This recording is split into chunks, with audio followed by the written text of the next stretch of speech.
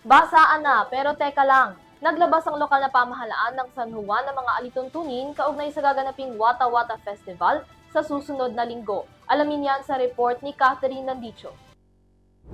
Patupad ang mas pinaigting na ordinansang lokal na pamahalaan ng San Juan para sa ligtas at maayos na selebrasyon ng Wata Wata Festival sa darating na June 24, 2025 na idineklara ring special non-working holidays sa lungsod.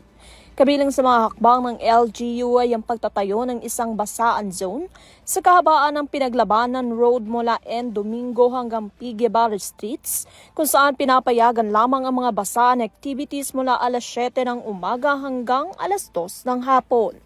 Mahigpit rin ay pinagbabawal ang pambabasa sa labas ng zone, pati na rin ang pagbubuhos ng maruming tubig, paggamit ng fire truck at high-pressure water sprayers at iba pang mapanganib na aktibidad.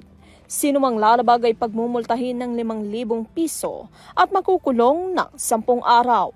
Para naman sa mga menor de edad na sila ay isasangguni sa City Social Welfare and Development at pagmumultahin ang kanilang mga magulang.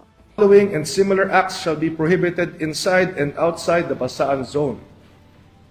A. The use of dirty water or ice contained in a plastic bag o yung tinatawag na water bombs, plastic or glass bottles, and other similar materials that can be hurled and may cause harm to individuals. B. Opening forcibly of any vehicle, threatening and harming of individuals. C. Threatening and harming of individuals. D. Climbing over or shaking of vehicles. So yung pagsampa, pagyanig, pag-uga ng mga sasakyan. E. Entering of vehicles to throw water. So yung paghagis ng tubig kapag binubuksan yung mga sasakyan. F. Wetting others outside the basaan zone. G. Unauthorized fire truck shall not be allowed to enter the city without authority of the mayor.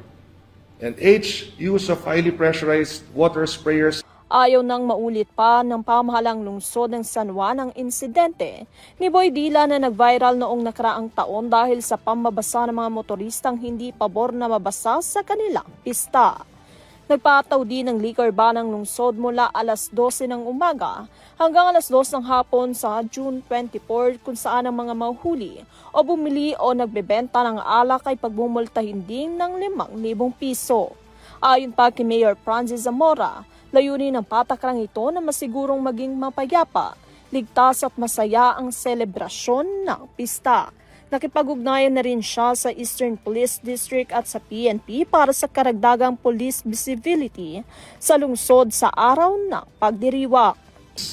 To uphold higher standards during the cultural celebration and to celebrate the age-old tradition peacefully and harmoniously without resulting in any harm towards San Juaneños and non-San Juaneños alike.